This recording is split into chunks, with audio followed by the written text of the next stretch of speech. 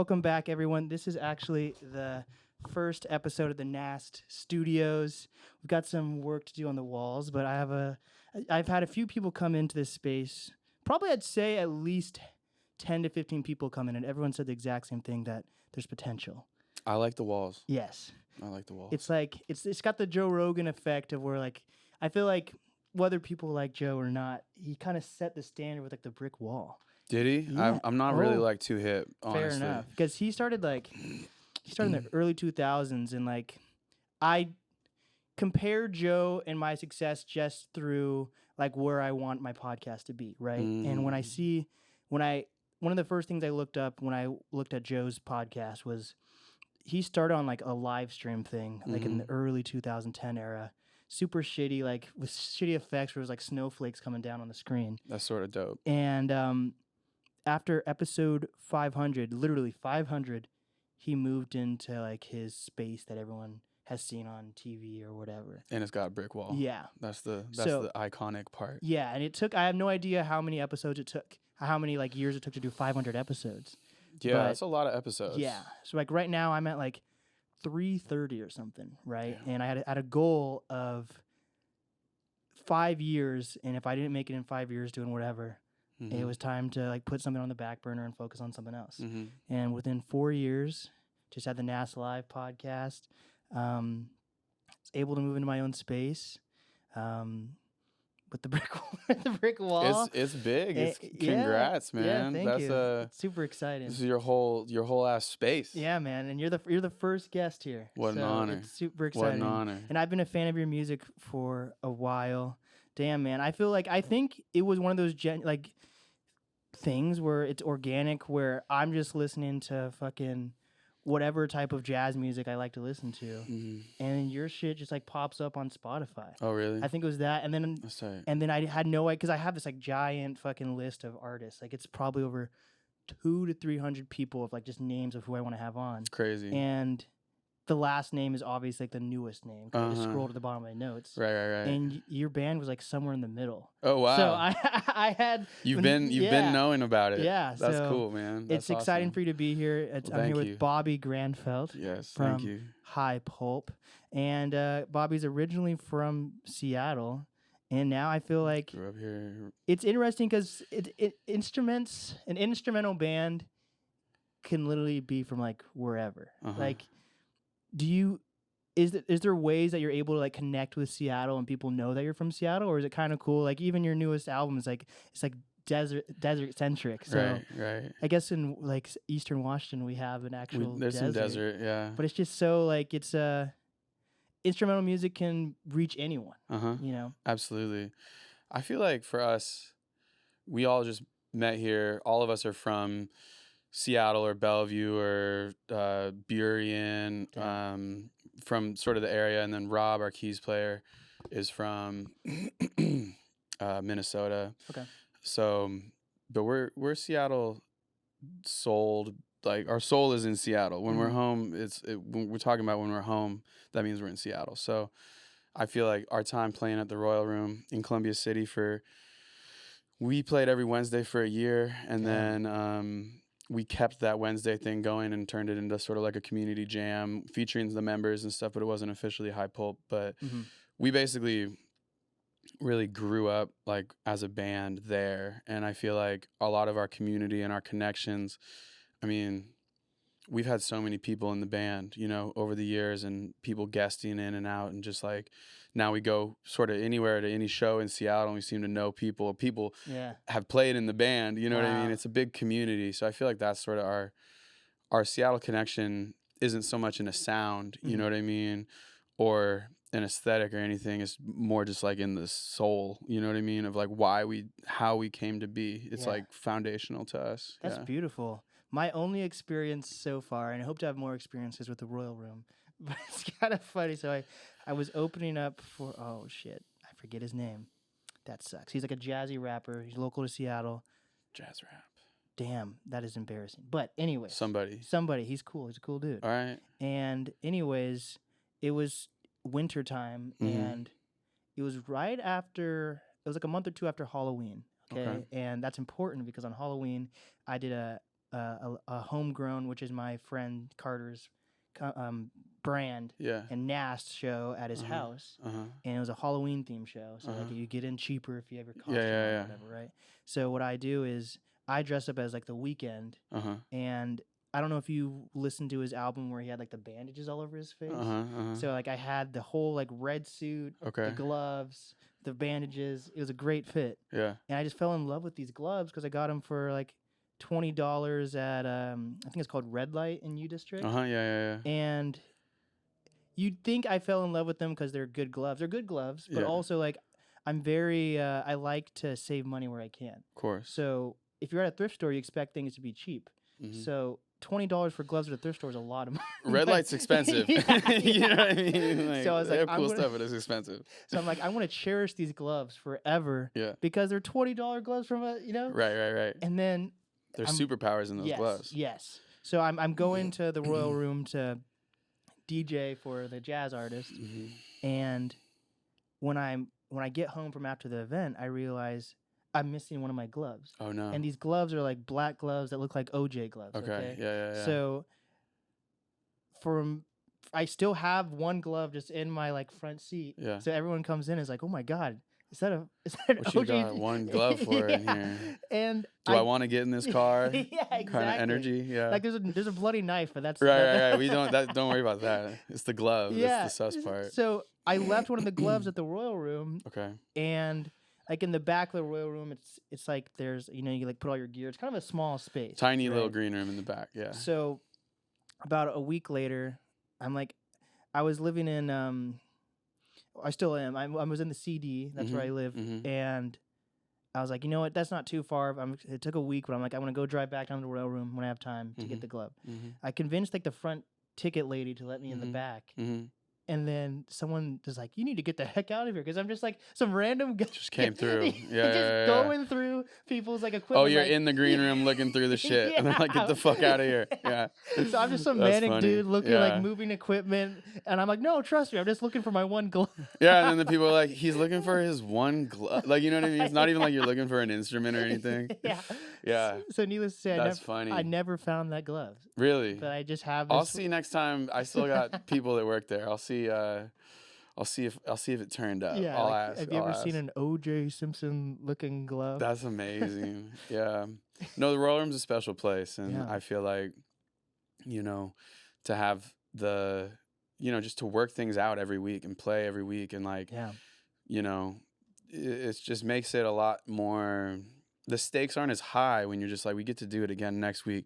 I messed up that part. It doesn't matter. You know what I mean? And like, sort of the only good things can come from doing stuff repetitively, like on a weekly, you know, where your mistakes don't matter as much. You meet people either don't fuck with it and they leave, or you make fans. You know what I mean? Like, it's not like people are, when it's a residency kind of thing like that. It wasn't even a cover for it. It was an open, free to come in, just making money off the bar or whatever. And, it's just a really like positive environment to explore and go for things and then build community. And I mean, that's still where our community is like based out of. We go back there and it just feels like home.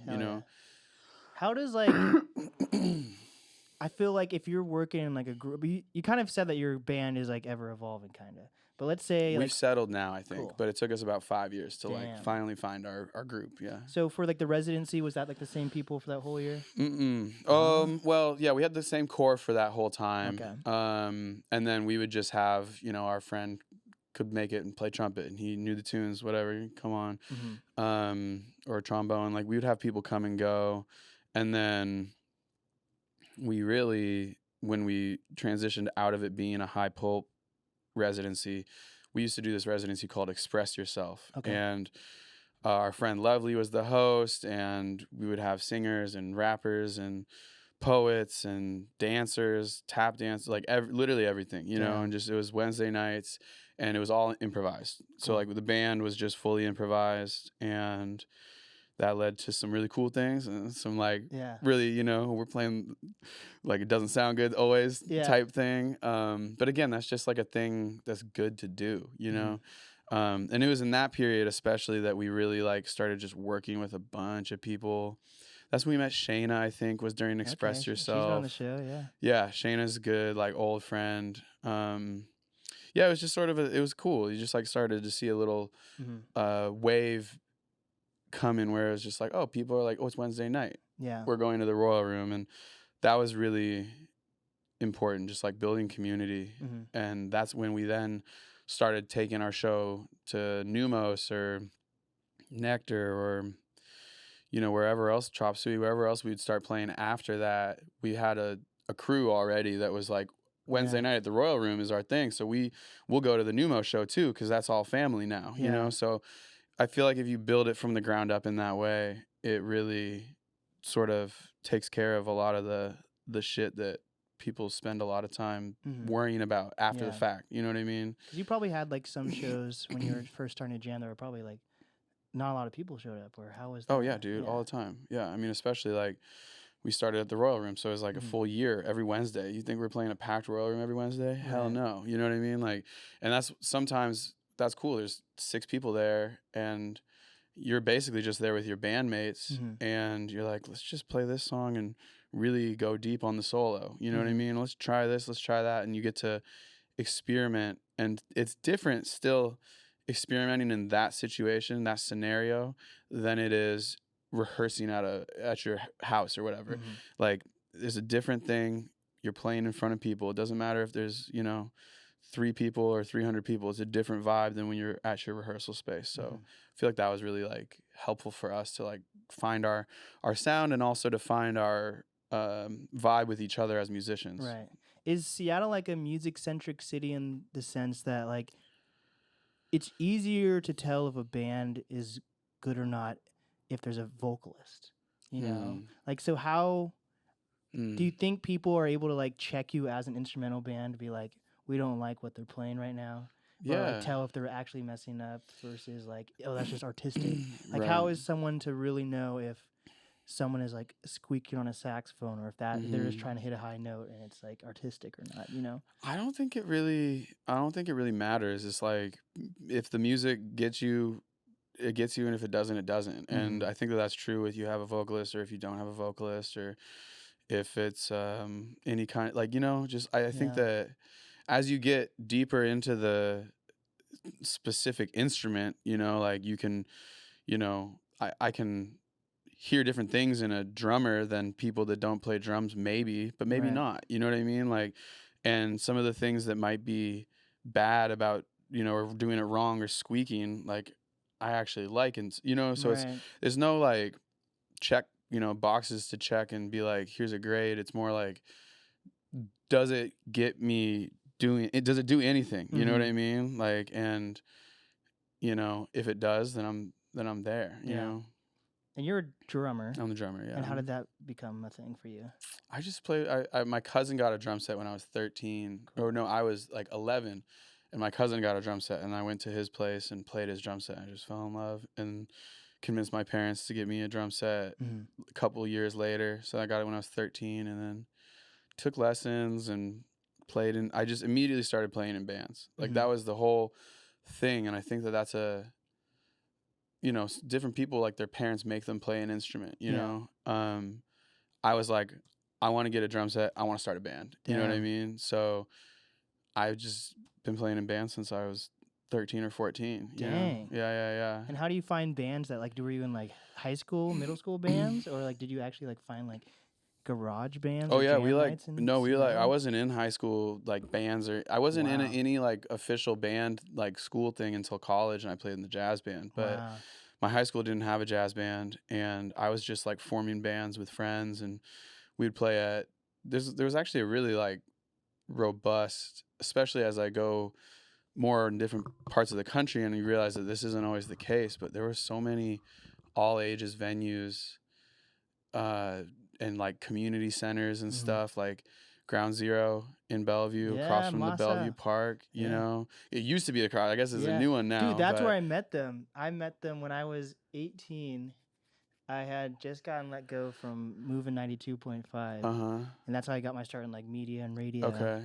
And like, I had spent like my final check and I only had like $20 left. Mm-hmm. And GZ had randomly like DM'd me. Mm-hmm. And for whatever reason, I felt compelled to meet them, even though I was so low on money. Mm-hmm. And I like spent my literally like last $20 until I got To get out there. Yeah. Uh-huh. And like I remember the fucking. I went to this gas station in Bellevue. Fuck, I forget.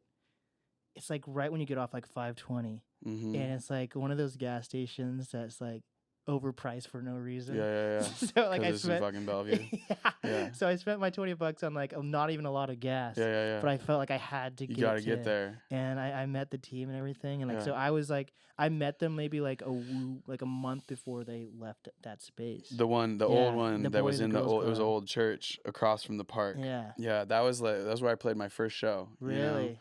I think I just turned my first like real show. You played like a talent show at school, I guess. You know, but like I was like 15, maybe just turned 16. We played at Ground Zero. Damn.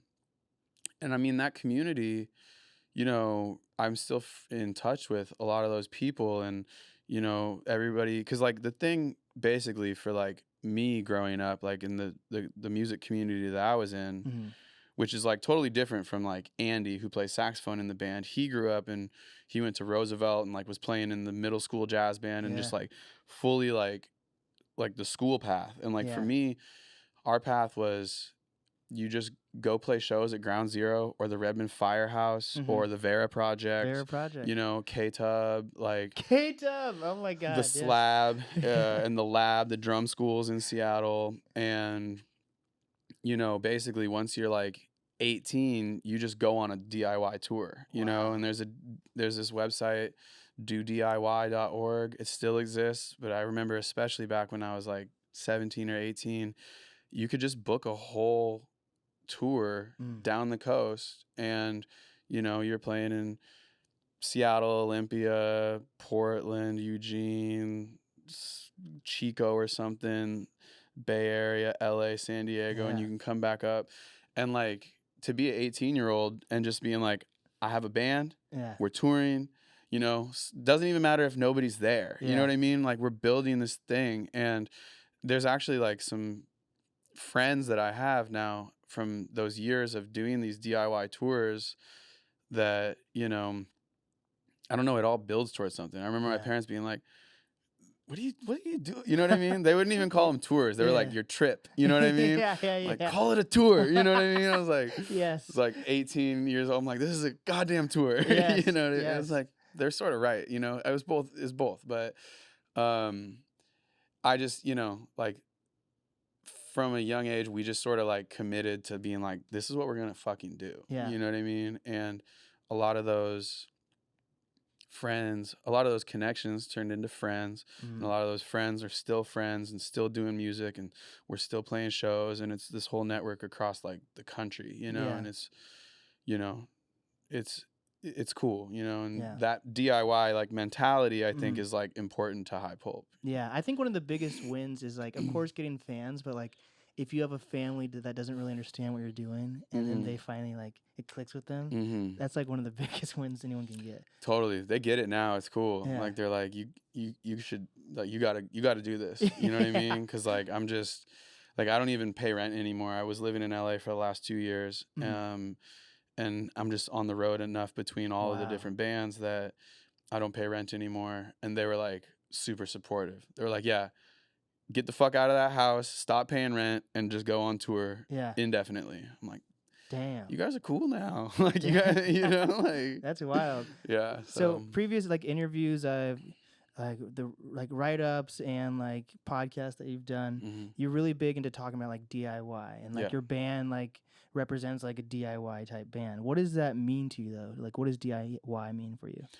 I think it just means that before you look to outsource anything, you ask if you guys can do it yourselves first. Because if you have a vision, if you have a vision and you have the time and the money in some cases, like you can really do most things on your own. And it's too often I feel like people are like, ooh, if I work with this guy, if I get this person to mix it, you know, or this person, if I go to that studio, it's like, you know, you can sort of cut all that stuff off at the front end and keep things internal, which I think allows it to like simmer in the flavors that you chose to put in there. Because every Yeah. time you bring somebody else on, Mm-hmm. another flavor enters. Yeah. And that's fine, because another thing we talk about a lot is community, and it's super important to have community and to build it out. Mm-hmm. But I just think that DIY is just as much like a state of mind. Doesn't mean you're always going to do things yourself, you Right. know? But before you just assume that you can't do something, you ask, can we do it? And then when we've done that, Yeah. it's led to, we record all of our albums ourselves. You know, we did Damn. the Mutual Attraction thing all ourselves with the videos and all, like, just being able to put something in the pressure cooker and like take care of it yourself, Mm-hmm. you know, makes it, I think, come out more unique. Yeah, for sure. That's what I'm all about too. Like I started out like doing like when I had my own show and I wasn't doing anything with 92.5 anymore. Like I started doing like Zoom interviews because COVID hit. So I went from like Zoom interviews like 2 or 3 years ago to like this, and like everything in this space is like mine. And like when I start bringing on like clients and everything, I'm gonna be the only one that's editing and producing and everything like that. And at a certain point, it might become too much to handle, For and then you sure. want to build out the team. But also, if like at some point some company was like, we like what you're doing, we'll buy your podcast out and we'll give you $1,000 a month. And it's like, you know, that could sound really good, but it's also like when companies come and stuff, like they're giving you $1,000 a month because they think they can make $5,000 a month on it. You know what I mean? So I feel like a lot of people also then, especially in music, like, you know, give their shit away a little too quickly, you know, and it's not a bad thing. Like, again, like we made a decision to start working with a record label and it felt right for us at the time, but we like intentionally brag about pressed our first record ourselves, you know what I mean? Intentionally, you know what I mean? Like, what'd you say though? Brag about who's on your label. Bro, I'm not about that. You can do it. There's a lot of cool bands on the label, you know, and it's really eclectic, so it feels, that's awesome, you know, it's nice to be with open ears. And I read somewhere you had like your own like DIY label at one point or something. I did. I tried and failed. I actually tried to start 2 record labels. I don't know if they failed, but I'm not doing them anymore. Okay. I'm not passionate about it, I found out. Okay. Because again, the record label thing that I was trying to start, that I started and put out some stuff under, and it was just another community outlet. It was like, let's just, you know, put out all of our friends' music, and, you know, if we're getting some love for our project, maybe we can like make this whole collective, whatever love High Pulp gets, we can also sort of spread it to the record label and then put on for all of our friends across the country. And yeah, and then it just got to be way too much work. Are you someone who wants to be like more on like the artist side of things, or do you also try to be like business centric as well? I would prefer to just do the artist shit. Yeah. But I have to do the business stuff sometimes. Got it. Where we're at right now with all this stuff, it's just like, you know, managing the bands and all that, and interfacing, because we don't have a manager. Got it. So that's interesting. Doing all the like the label talking and the booking agent stuff, and just all that stuff interfaces through me, and it's fine. I like it because I get to have a hand in like, okay, who's opening, you know, okay, when do we want to release this, all that, which are conversations you'd be a part of anyways with a manager, but it's just like a little quicker to the point, and we can save our money that way because we can't really afford a manager. And have you guys had managers before? We have, yeah. And like, what are like the pros and cons that you've seen from that? Well, if you have a good manager, they'll just be moving the project forward however possible. And different managers have different skills and different connections, and there's management agencies that have a bigger network, and there's individual managers that just sort of like DIY'd it up, you know. And I mean, in general though, having a manager just means that instead of looking at your computer for your email, you can be looking at your computer for your Ableton, you know what I mean? And like just spending more time doing your music, and then the manager can sort of filter things and be like, okay, I'm going to ask the band this important question, but I'm going to do all the advancing with the venues before the tour, and I'm gonna do all the boring stuff with the label before, you know, like, and then get you involved in the things that matter. So it just sort of streamlines that. But Fair enough. you know, but without it, you can still get it done, Yeah. and you just save whatever percent a manager would take, you know. So if the right manager came around, we'd totally. I mean, I think a good manager can do wonders for projects. There's just a lot of like not great managers. Yeah. You know what I mean? People, a lot 100%. of people want to take money. You know Yeah. what I mean? Like, and like do some work. You Yeah. know, it's like I can respond to these emails. You know what I mean? You don't need a secretary to take 15%. You know what I'm saying? And how many members are in your band again? We have 6 members. Wow. Yeah. What is traveling like? Is that? We have a short bus from Oh, a old folks home that we bought from King County. Damn. It's pretty rad. We like scrapped out the whole back of it and like built some shelving to like hold all of our gear, and then it holds 9 people. Wow. We tour with 8. We have 6 in the band, and then we have a tour manager, and then like our social media person.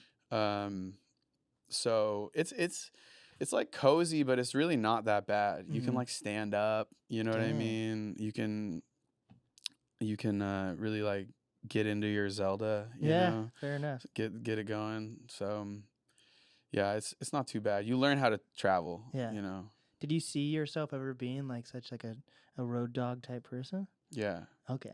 So this is like living out your dream. Well, this is just like I said. This is like when we started playing shows. Yeah. But when I was 15, it was like you're gonna start a band, you're gonna tour. You know what I mean? So it's like just been, you know, it sort of feels like this is it's just part of the path. You know. Yeah. Dang. So in a world where artists can't just be artists, they got to be like a manager. They got to have like their own brand. They got to be an influencer. What is that like trying to have influence as an instrumental band where maybe like just an everyday fan might not know that you're like the front man or what's going on?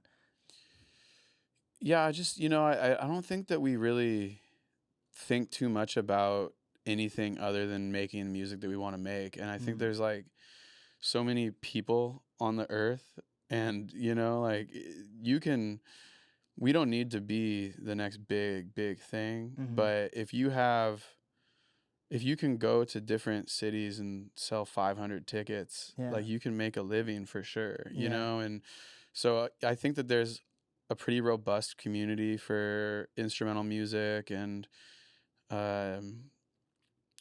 experimental music, electronic music, jazz music, all these things that we sort of take from.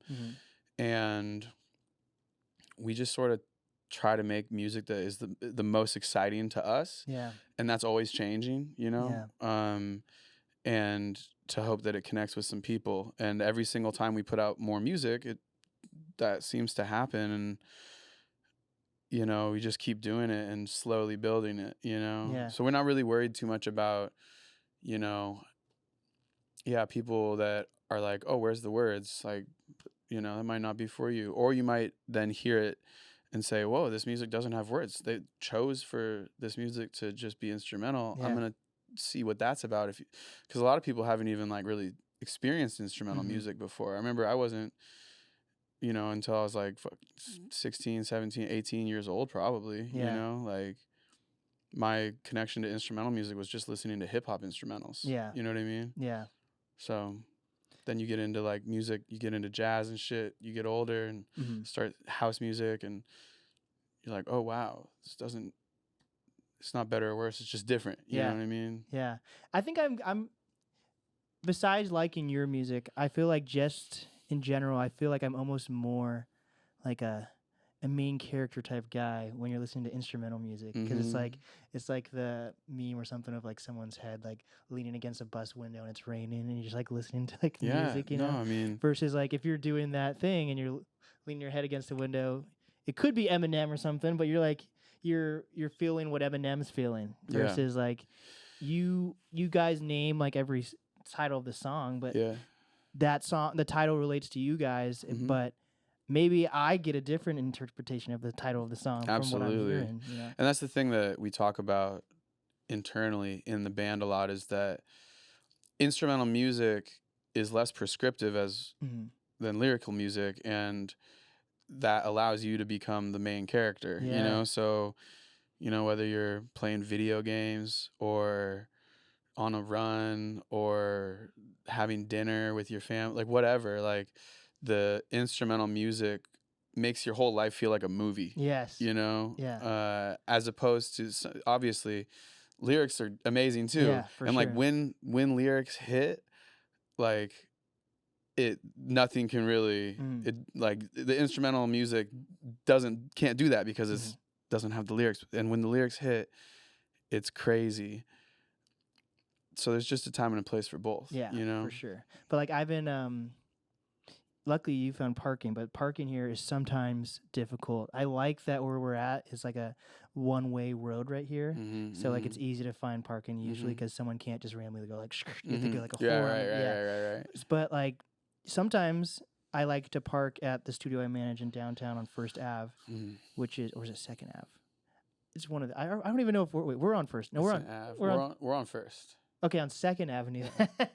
On Second Avenue, the studio I manage, I get like a complimentary like parking spot like in a garage, and it's like 10-minute walk, not too bad, right? Yeah. So like I was listening to your latest album, and like we're getting to a point where it was like in the song where it was like a lot of things were happening all at once, and I'm just looking around, and a lot of things are happening at once outside. There's like homeless people like fighting, like there's like cars honking at each other. There's so much stuff going on. It was like I was like, this is what I need to be listening to right now. Yeah, no, I mean, it's it can really allow you to see that at all times, like there's art, you know, and you can just see that the movie, like this is a movie right now, you know, that's a movie when everything is a movie, and it's just sort of good to stay aware of that. It helps you keep your things in perspective, you know. With that, how do you feel about like Bad Not Good? Like, do you like how they like collaborate with vocalists, and like how does your band? Do you guys talk about ever collaborating with vocalists, or how do you guys feel about that? I think we're open to anything. I feel like we wanted these two albums, Pursuit of Ends and Days in the Desert. They were both they're like twins, and they were written at the same-ish time, recorded at the same-ish time. They're all COVID related. And as far as when we did it, so we wanted those to be, that's like our first statement, really. You know, we put out an album in 2018 when the band had different members and we were in a different place, and that's sort of just a different part of the band. And these two records feel like our first records. And I feel like now that we got that and we said our like instrumental piece or whatever, we then now are like totally open to anything. Right. I feel like initially, like we wouldn't have wanted vocalists on either of these two records, but just because conceptually we're like, we're gonna make our, you know, instrumental album. And now it's like, yeah, maybe, you know, I think there's a lot of singers that are really amazing.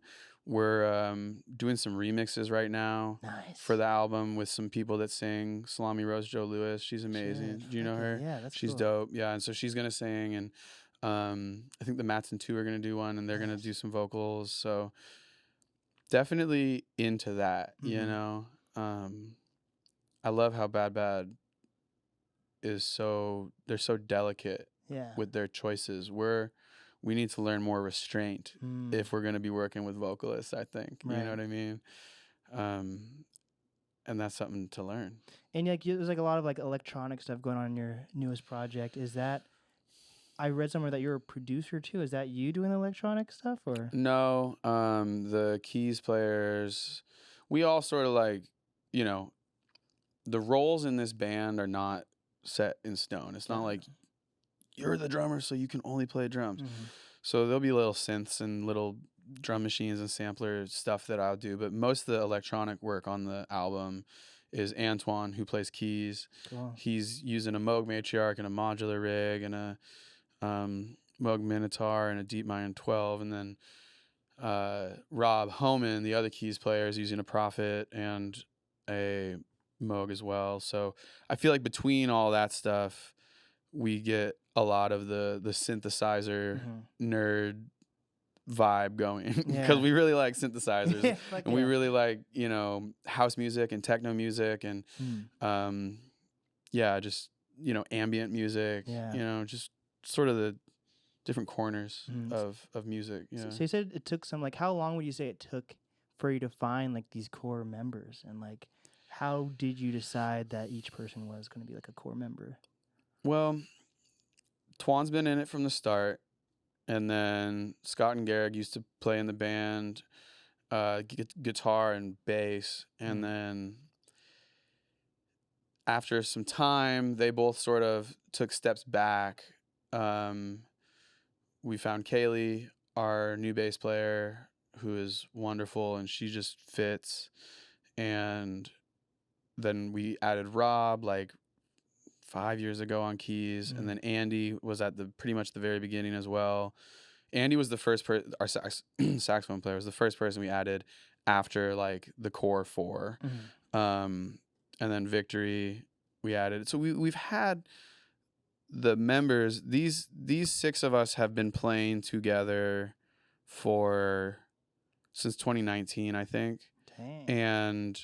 But the thing that we didn't really know as far as finding the full thing is we kept thinking that we still needed more people.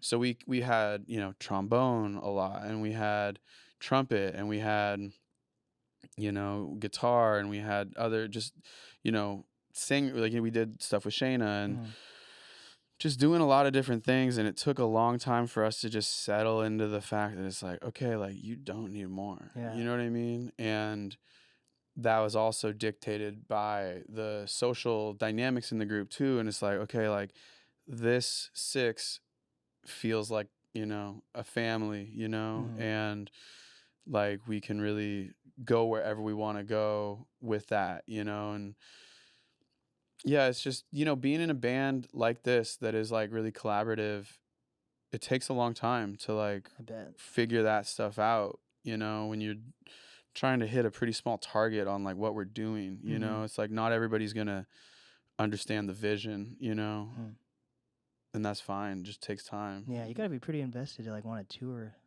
too. So like that's touring's fun though. Yeah. It's fun because you get to go put the thing in front of people. And on this last tour we did in June, we were playing songs off the new record that hadn't been released and seeing what the response was, and that was like really fun, got us really excited. And it's just where your music gets to actually interface with real people. And it's cool on this project you have like features. So how does a band come to like decide that we need this feature as an instrument? Like, are you guys like jamming, and then like one of your like friends or something is there and they're playing with you, or is it like, do you actually make the song and then like, oh, I need this trumpet? Or it's whatever? that, yeah. Wow. It's the later part. Yeah, we'll just like make a song and be like, don't know what we really want for this bass. It's like, oh, let's see if Mono wants to play, or we don't know what we want to do in this section.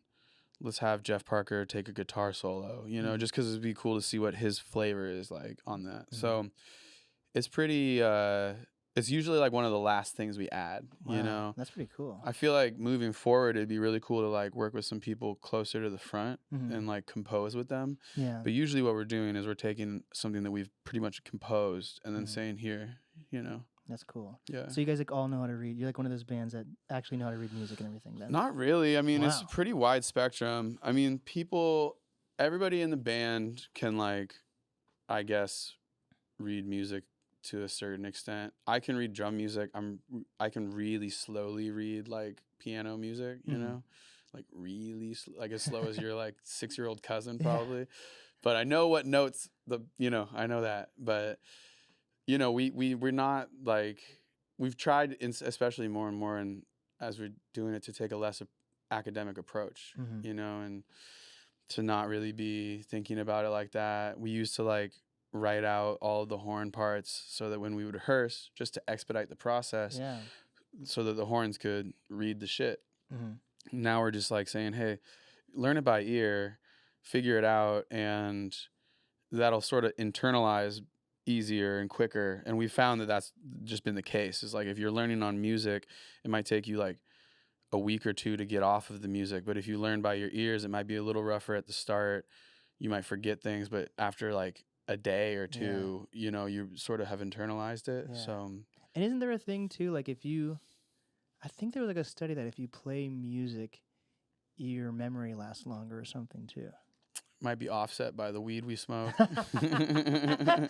But It probably evens out. But like the more Regular experimental memory. you get, then like one of my favorite artists is like Lil Wayne. Like Oh, yeah. every time he performs, there's always like some little like clip that comes out that's him talking about like how half his music's like freestyled, Totally. and then he has to like write down everything like right before the performance. So like Totally. how do you guys make sure that you are ready to perform the more experimental you guys get? Well, for performance specifically, we just go back and we have to relearn our songs, Yeah. you know, because some of these songs we wrote 2 years ago, you know, and we hadn't released it or whatever, so we put it away, and you know, you just have to go back and relearn it. And then also you just don't really worry about the live show and the recorded show being like a one-to-one Right. correct, you know what I mean? Or like Right. they don't need to be the exact same thing. Honestly, if they were the exact same thing, it might sound better if you just listen to the record. You know what I mean? So it's like Yeah. just, you know, you come to a show to see a band do this live, you know what I mean? Mhm. So we try to keep that in our perspective so we don't go too crazy trying to replicate things exactly, you Yeah. know?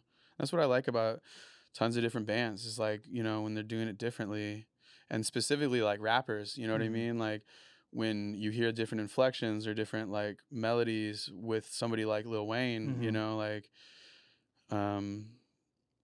yeah, it's just more interesting. Yeah, that's fair. And what was you just performed at the Thing Festival? What was because I think that's a newer festival, right? I think it was the 4th year maybe. Okay. What I was think it that started like? right before COVID, but then they had to take a year or two off with COVID. Got it. It was awesome, man. It was crazy because that's like where I went to like sports camps. Port And Townsend, that's deep though. yeah, at Fort Worden, and then like Andy, our saxophone Oh, you're player. right. I've been to Fort Worth. Yeah, our saxophone player used to go to like jazz camps up there, and like Damn. Kaylee, our bass player, she went to like theater camp up there or Wow. something. So like we all had these like adolescent memories of like that Fort Worden grounds, Yeah. and none of us had been back for like 15 years. So Yeah. we're like, whoa, this is a you know, memory. But it was cool. It was a good vibe, and it was like pretty chill, family friendly. The crowd was excited. We did our show, and then we did the KEXP. Nice. Saw a bunch of, you know, people that I hadn't seen for a while, and saw some good bands, and said what's up to a bunch of people. Yeah, it was a nice little retreat. Yeah. What's it like being like a Seattleite with like a home base kind of in LA now? It's cool. There's a lot of people. There's a good amount of people that have moved, I think, down to LA. It's like a pretty cheap flight, and it's like 2.5 hours. You can fly into Burbank, so you don't have to go into LAX. It's so, you know, I come back a lot, you know. It's nice. The weather's nice. Just doing the same thing that I was doing out here down there. Just a different people, you know what I mean? Like, and I feel like at where I was at in my career, it made sense to go, and nothing's changed other than the people, and like those people have different connections, and you know, like a lot of my favorite musicians live down there. I can go see like, you know, Jeff Parker on a Monday night and Mind Design on a Tuesday night. You know what I mean? Like, so yeah, it's really been inspiring, and the food is so fucking good. Yeah. Just so like too many tacos I'm dead. all the time. So it wasn't like you wouldn't say it was like a forced thing, because I feel like a lot of Seattleites are kind of I don't know what it is. There's a mixture of like we're used to have the mindset too, where it's like I feel like it's a mixture of a good mindset, and also like sometimes it eats people or punches or kicks someone in the ass or whatever the right word is. Eat someone in the ass. Eats their ass. Where it's like we're just making music and we hope it connects with people, right? There's that approach, and I feel like that's kind of like a Seattleite approach. But then also when you get like some of my friends fall victim to it, where they get so much into that they realize what is the next step? Mm. You know, so like, how did you figure out? I guess you said you had that like mentality of like we need a tour, Yeah. but then like I don't know, like I've had friends who've come on the podcast and been pretty blunt about like you tour and then for a while it's just like you hope to break even, Oh and yeah. then that Straight and up. then you You don't lose money. yeah you lose Yeah. money, you come back and Yeah. you haven't seen like your significant other for a while potentially. Yup. You're sometimes like you're late on rent or Yeah. whatever. So like, how are you That's able why I to? don't pay rent. I don't have a significant other. No. It's hard, but it's like it's just sort of what we've always had. And that's another thing I think that binds our group is that we all have the same vision of like we want to be playing music, touring, putting out records and making a living, you know? And like you don't need to want all of those things. And if you don't want some of those things, then your life looks different. So if you want to be a touring band that puts out records but that isn't able to make a living, then you can be a teacher and tour and do a fun little like DIY tour in the summer. That's awesome. If you want to put out records and make money and you don't care about touring, that's a different route. You know what I mean? Like, so, or if you want to just be a touring musician and be able to make a living, but you don't care about having your own band or putting out your own music, then you can be a hired gun in somebody's band. And that's awesome too. So there's all these different things. And what we knew is that we wanted to put out our own records, to tour, and to make a living. Yeah. So that sort of dictated our path for us. And I think that we're all pretty self-motivated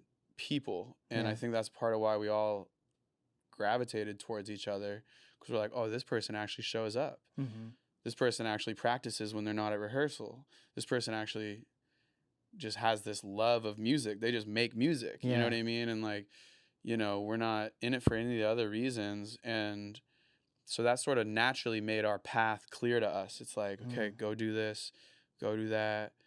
And eventually people started to, you know, catch on, and we've just been building out the team since. But it is a real thing where you can want to do all these things and then just sort of not know what to do after that, you know? And you're like, well, we've maxed out. We've sort of capped out at like, we play shows in Seattle and they're fun, you know, and we have a little buzz, but to get that next step is really fucking hard. And I feel like we got lucky because we had some label with some connections like take a risk on us and be excited about our music, because we didn't have those connections otherwise. Right.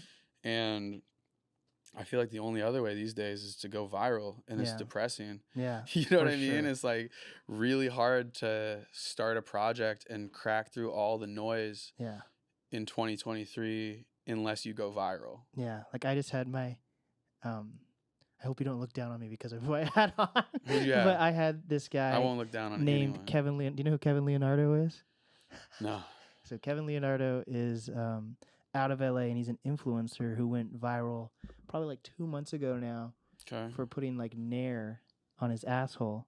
Whoa. On YouTube, and it's still up on YouTube, and it's like 40 million views. Wow. And he's teaching people like how to like Nair, remove butt hair with Nair. What basically. is Nair? You don't know what Nair is? No. It's like hair removal cream. Whoa. Yeah. And there's a video of him doing that to his asshole. Yeah, and like you see his whole asshole, but it's like educational. So it hasn't been like taken down. No. That's amazing. It's crazy as fuck. But yeah, being viral is weird. But I'm also, it's cool because I have been seeing quite a few of my friends, like Maya Manzer. Do you know Maya? She recently went like viral because of one of her like stage performances. And she's got like all this following that's super excited for her to release that song she performed on stage. Word, yeah. So like there is some cool organic things, but honestly, I don't know. Even for me, like I'm 4 years into it, and it does take a thing where you really do have to have that journey. Yeah. So, I mean, I'm not even mad about it. It's more just like a bummer sometimes. Yeah. You know what I mean? Because it feels like it's just, you know, it feels slightly random at times. You know what I mean? Like what gets into the algorithm and what doesn't. Yeah. But I love the internet. The internet's crazy, you know? And yeah, man. so I'm not even mad about the viral thing, but it's just like, yeah, it's like, damn, how, you know, what's the advice you give to like a band of like 17-year-olds? I think it's the same advice still of just like, go fucking do it, build a community, and don't worry about going viral. Yeah. Maybe you will, but like, I just feel like a lot of people's approach now is like, okay, I have to go viral or else, you know, like, it's like, damn, you know. How did the label find you guys? Just through our manager at the time. He had a connection. He like knew them and had managed a few bands and had a relationship with them, and he sent it and they liked it. And it's just, yeah, I mean, and that dude found us by just cold emailing us. Damn. So it's like a random person cold emailed us. He was like, I want to work with you guys. Let's do this. Introduce us to the label. The label signed. It's just like, pretty like, not a thing that happens to a lot of like, you can't bank on that shit. Yeah. That is pretty interesting. Yeah. Yeah. It just like, so did you feel like your mindset changed on like your trajectory after you got part of a record label then? Or like, would you still have work the same or? It's still the same. And like, to anybody listening to this, if you think you're gonna have your music career made because you're on a record label, you're wrong. Like, there's so many bands on record labels. If you go to a record label's website and you look at the bands on their roster, like, some of those bands, don't have any people actually listening to them, and there's nothing wrong with that, because they're just trying. Some record labels are trying to find artists that they like, that they think could do well, and that doesn't mean that they even do. You know what I mean? Like, so I think that initially I was like, okay, cool, we got signed to Anti. We're going to have all this shit, all these summer festivals. We're going to have the best booking agent. We're going to get all the reviews. It's like, no, you're not. You know what I mean? Like, because there's more music than ever too, So it's really, it doesn't stop, And I think that it's been amazing to be with them, and they've been so helpful for us, as far as getting our music to more people and helping out with like the finances of the records and stuff and distributing it and all that. It's been the right choice for us for sure. But the olden day idea of like, we got signed is not how it works anymore. Like, and unless you're signing like a huge record deal with a huge record label, and that is going to have its own handful of drawbacks as well. So it's like, the music industry is like a snow globe that got shaken up in the last like 10 years with all the streaming, everything changing, and the snowflakes haven't settled yet. So all these labels and bands that aren't on labels and management, all these people are all just sort of like, what do we do? You know what I mean? Like, let's try that. And it's a bunch of people trying things. So it's a really weird time to be a touring musician. How do you stay sane during all this? Play Zelda. The new one? Yeah. What's that one? It's not Breath of the Wild. It's the second Tears one. of the Kingdom. Tears of the Kingdom. Okay. Just hang out. I mean, we're doing this with our best friends. So it's like, we get to go around the country with our best friends and play music that we made and connect with any number of people. We stay sane because our like souls are taken care of. You know what I mean? And our wallets are not, but there's also people that have their wallets taken care of but their souls aren't, and then they're going crazy. So it's like, just stay positive and stay like keep gratitude at the front. I get to do this, and that energy builds. I think. Wait, so was High Pulp like your vision? Like, were you wanting to do an instrumental band, or like, have you ever been in bands where there's like been like vocalist, or were you ever? Did you ever try to be a vocalist? I love to sing. I'm so bad at singing, but I love singing. No, we have. We've all played in so many bands. Probably played in like 15 bands. Jeez. You know what I mean? And like everything from like post-hardcore, like super intense thrashy screaming shit, to hip hop groups, to R&B electronic groups, to indie rock things. Yeah, back when I was in college. Damn.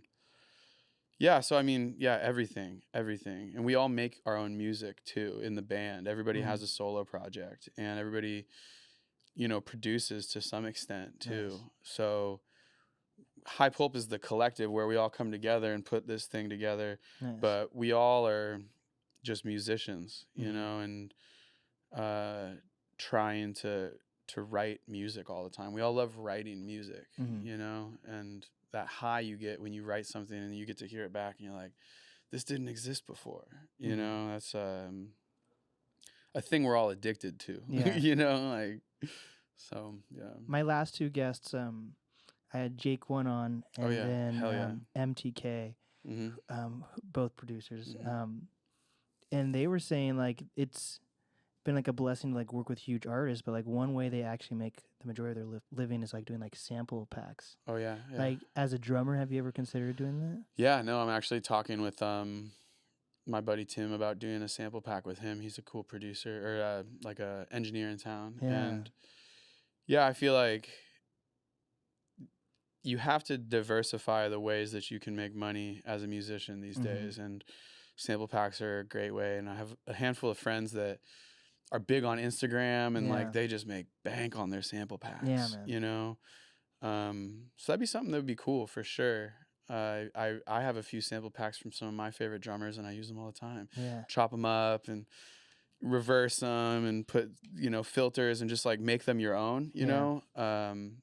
So I feel like it'd be really cool to see what other producers did with a sample pack of my shit that they then chopped up and that'd be sick. Did their creative thing with. Yeah, just getting to see how people take your voice, and make it theirs. That's cool. And have you ever seen Whiplash, the movie? Yeah. It's like, how accurate is that about like besides the fact that he had an abusive teacher and all of that, but like how accurate is that? Like my favorite part of that movie, my favorite part of Whiplash is when the dude's going to the concert and he gets hit by the car in this super gnarly car crash, and then he gets up and runs, leaves the car all bloody, and just like plays the gig. It's the most ridiculous thing ever. The amount of people that ask me about Whiplash. This is the last time I'm talking about Whiplash. Nobody else asked me about Whiplash ever again.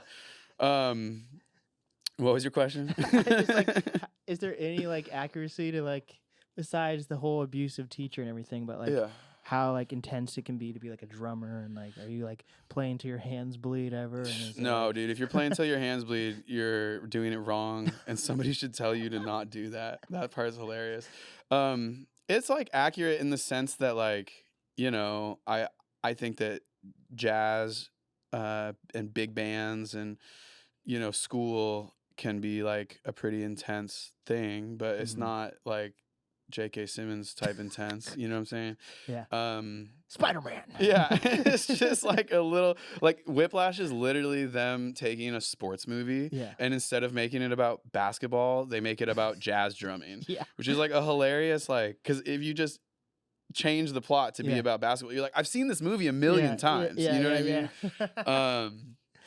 But I think that the time spent in the practice room alone and like really sweating and sort of obsessing and putting in a lot of hours is a thing that happens, and sometimes jazz band directors can really get on your ass, and that's definitely true, and there's competitions and shit, and so there was some parts of it that were definitely like accurate, but the whole like dramification, the Hollywoodification of it was just like sort of cute. Yeah, you know what I mean? It was ridiculous, but so I've done like steel drum before, and that's very straightforward with like every little circle is basically a fucking note. Yeah. But for like a drum, are there different notes on a drum? You can tune your drum to certain pitches, and some drummers do that. You know what I mean? I don't really do that. I just sort of use my ears, and I know I want the certain relationship to be a thing. Got it.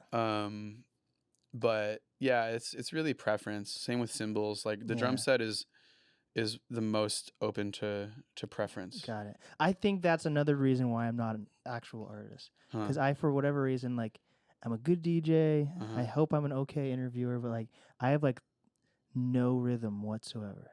It's I couldn't, if someone just gave me like a drum kit and was like, make a beat, I don't think I could. Well, you just might have to have somebody show you the ropes for a minute.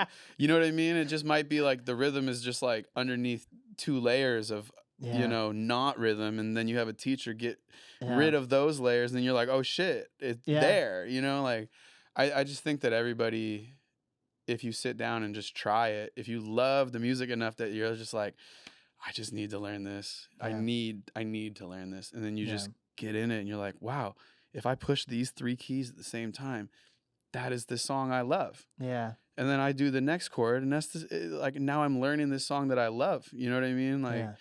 so I think it can happen. You probably got it somewhere in there. Somewhere deep. It's somewhere deep in there. Yeah, it's like I'm like the Grinch with music. Yeah. Can you dance? No, dude. Okay. Dude, maybe I want to do like a dancing lesson or something. I'm so bad at it. You should do a dancing lesson. Yeah. I've been thinking about doing that too. Yeah. I think it's important. Yeah. Like, I don't even know where to. Yeah, man. You just got to get tapped into your body. Yeah. I can talk with my hands because I'm Italian, but besides that, nothing. Right. Nothing. But with that, man, what's next for the band? You dropped this project. You just did the Thing Festival. You have something coming out of KXP. I think it's still a little. This might be out by the time the KXP thing happens. But you're doing something with KXP. Mm-hmm. And yeah, what's going on? We're leaving on Sunday. We're driving to Chicago on Sunday. Damn. It's Friday today, right? Yeah, it's Friday. Yeah. So in 2 days we go to Chicago, Cool. and then we're doing the Midwest and the East Coast. We'll be gone for September. Damn. Come back, take a little trip to New York for another show, and then different band going to Japan. That's crazy. We're staying busy, yeah. And then West Coast with High Pulp in November. Damn, man, you definitely stay busy. South Africa in December, baby. What? That's crazy as fuck. Damn. So with that, what is like some final advice? You've dropped a lot of gems. I feel like I got exactly what I wanted out of this interview. So that's awesome. But what is some final advice you have for up and coming artists? Don't take my advice. My final advice is to not take all my advice with a grain of salt. Stay single and don't pay rent.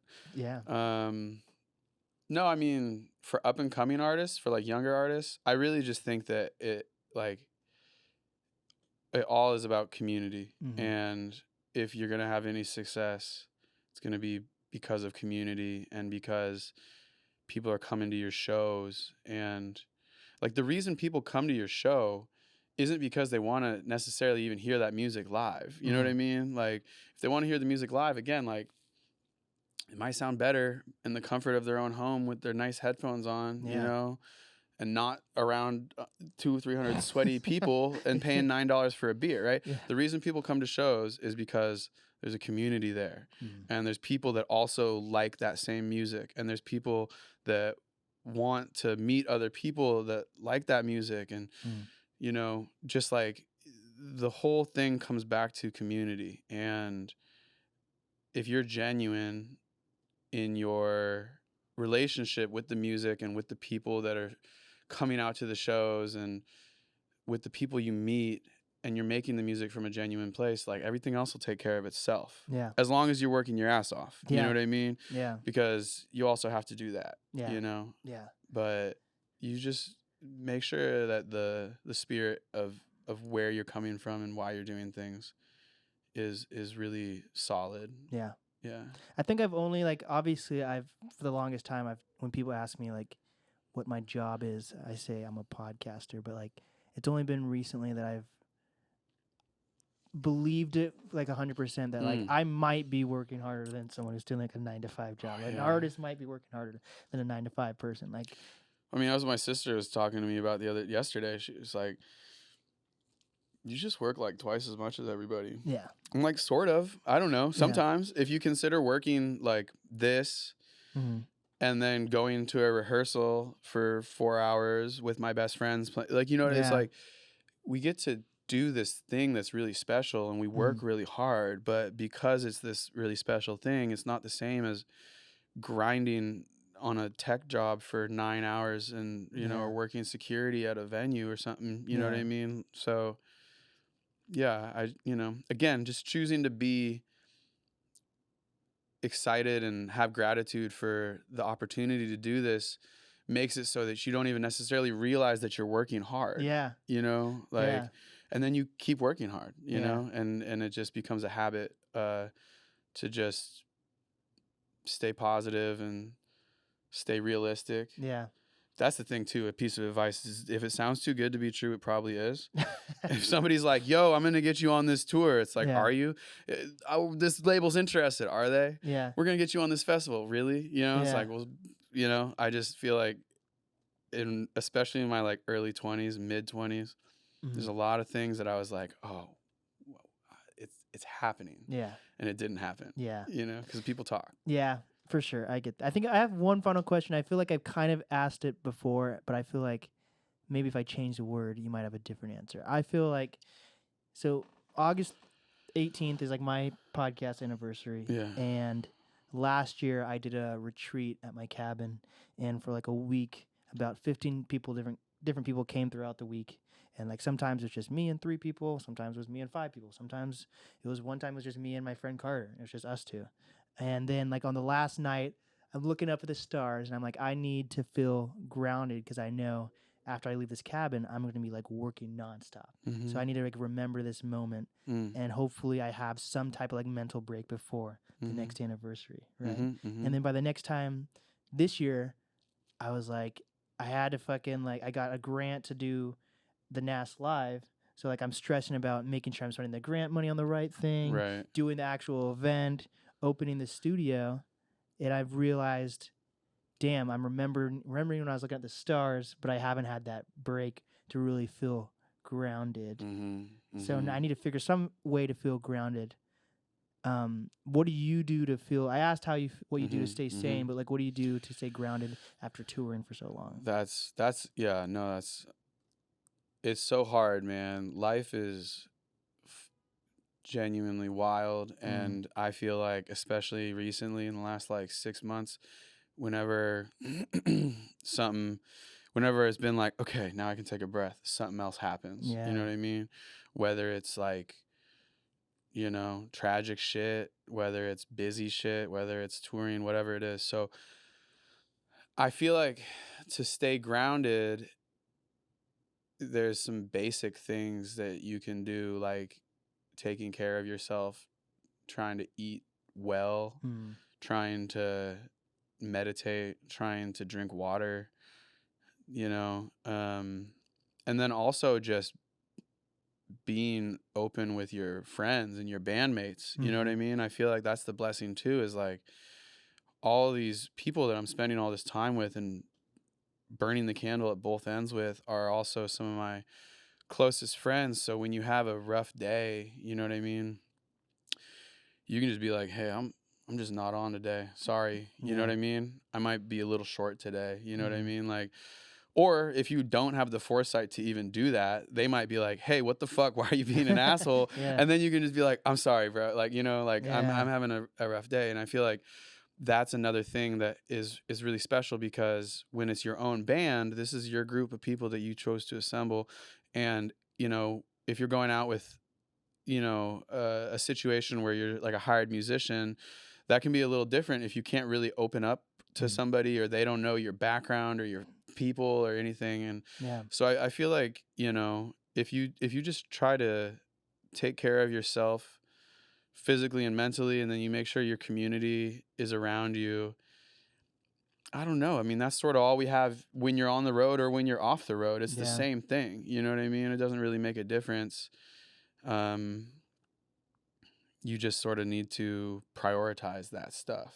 And, you know, it gets easier to prioritize it as you get older, I think, and you learn how shitty it is when you don't prioritize it. And you're like, I've been eating at McDonald's and I'm not happy, and I haven't slept, and I'm having, you know, 3 beers at the show every night, you know, like, and that shit just catches up. For sure. You know, so yeah. Fuck yeah. Well, you can find Bobby and his band, High Pulp, and you have another band called Sun King. All on social media, and they have a website. Yes. With that, this has been the NAST podcast with Bobby Granfelt. And we did it.